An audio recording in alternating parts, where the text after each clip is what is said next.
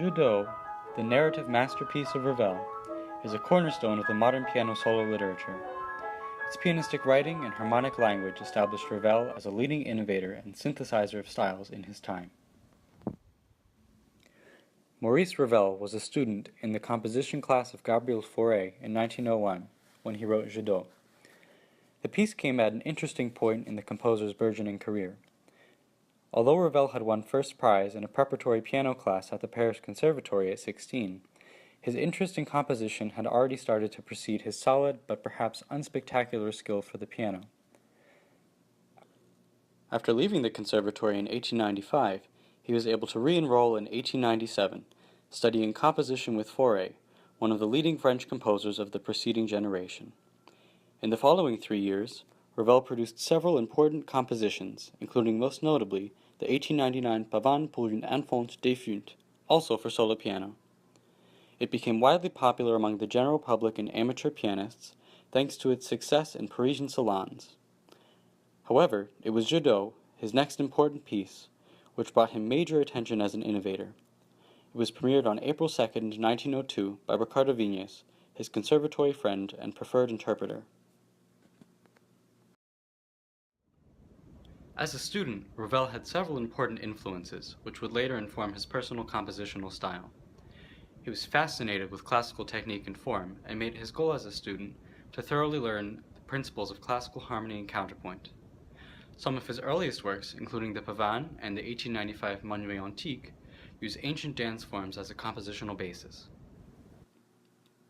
Additionally, the virtuosic writing of Franz Liszt seems to have influenced Ravel, especially in his writing of Jeux. The title Jeux translates to water games or fountains and pays homage to Liszt's 1877 work Les Jeux d'eau à la Villa d'Este. The music itself also bears resemblance to Liszt's. Both employ an arpeggiated, swiftly moving texture depicting the movement of water. The difficulty of Ravel's writing rivals, and perhaps even outdoes, the difficulty of Liszt's virtuosic writing due to a variety of technical features such as arpeggiated passage work and difficult polyrhythms. There's no doubt a virtuoso technique is required to perform Jeux, but it's a different kind of virtuosity than the kind associated with Liszt. This is an artistic virtuosity rather than athletic virtuosity. The emphasis is on gracefulness and suppleness, and not vigor or strength. Fellow French composer Claude Debussy has also been considered an influence on Ravel, especially on his harmonic language. 12 years his senior, Debussy had by the turn of the century established himself as an innovator. He and Ravel were acquainted in the 1890s, and letters reveal that Ravel held him in high esteem. These composers are considered the founders of the Impressionist movement in music, as their work often conveyed a clear representation of a concept or physical spectacle, such as water. Due to his age, Debussy was considered to have influenced Ravel, and not the reverse. It's true that his harmonic language, particularly parallel sonorities and free sense of tonal center, made its way into Ravel's music. However, it's important to note that Jeux predates Debussy's most novel works for piano, for example Estampe, by several years. Now that we've taken a look at how classical techniques, Liszt's virtuosic writing, and Debussy's pioneering harmonic language influenced Ravel, let's take a look at how he synthesized these influences in his writing of Jeux. Structurally, Jeux takes on some aspects of classical sonata form, but in a less formal narrative context. Ravel himself described the piece as being based on two motives in the manner of the movement of a classical sonata, without, however, subjecting itself to the classical tonal plan. Perhaps he felt the urge to incorporate his love for classical forms within this very modern piece. The piece begins with an exposition section in which both themes are revealed.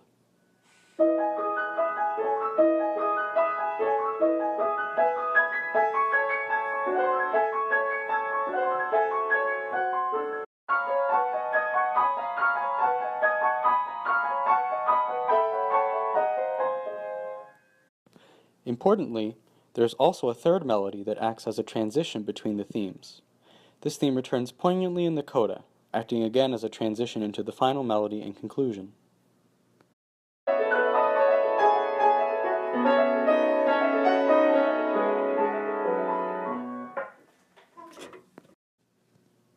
A rapid development section ensues, resulting in a polyrhythmic and chromatic climax, punctuated by a pentatonic glissando.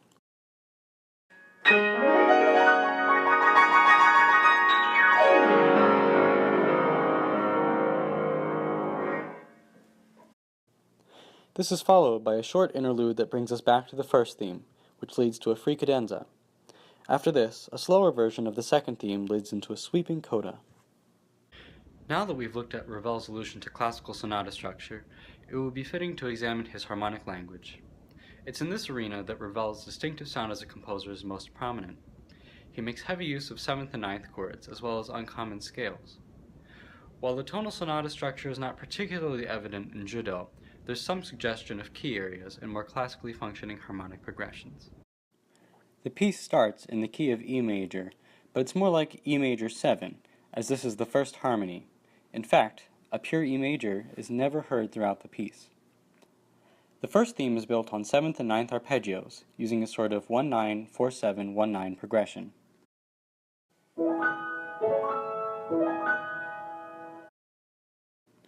The transitional theme is pentatonic.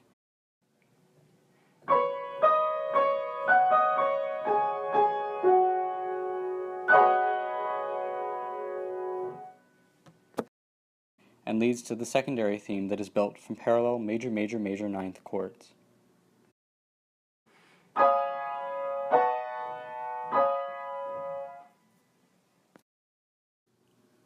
In the quote-unquote development section, Ravel employs octatonic figures before the previously mentioned black key pentatonic glissando.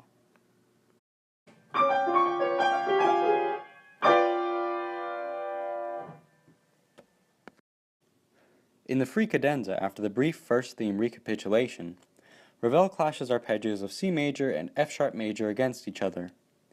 This chord is more commonly associated with Stravinsky's Petrushka, the Petrushka chord. However, Jeux was actually written about 10 years before the ballet, and is considered by many to be the genesis of this harmony.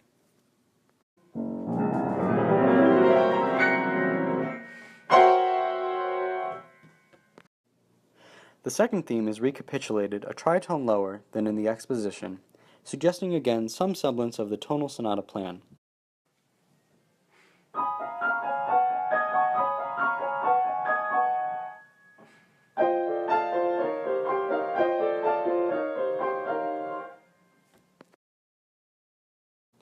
A jazzy chord, essentially a dirtied 5-9 of 5, leads into the coda, which is a long 5-4-1-7 progression.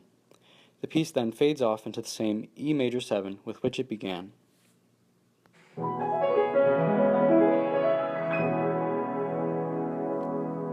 Now that we've seen Ravel's influences in construction of the piece, here are some stylistic and interpretive suggestions. Jeux features a very distinct Ravelian feature. While constructed of melodies, these melodies are relatively emotionally unexpressive. This is in contrast with the style of Romantic composers, especially Liszt and Chopin, who often employed lyrical bel canto melodies charged with emotional expression.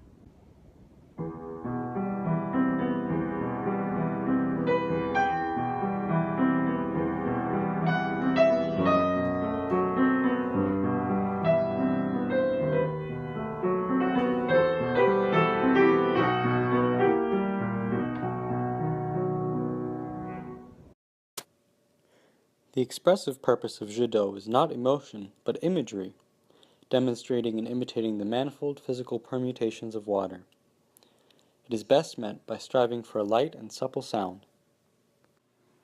Additionally, Ravel is very specific in his score about tempi and fluctuation of tempo. In general, the piece has little variation in movement, save the rubato for the Romantics. Instead, the performer should strive for the feeling of perpetual motion, reflecting the perpetual motion of water. Ravel's Jeux, as we've seen, incorporates a very unique harmonic sound based in 7th and 9th chords, with some features of the sonata allegro form.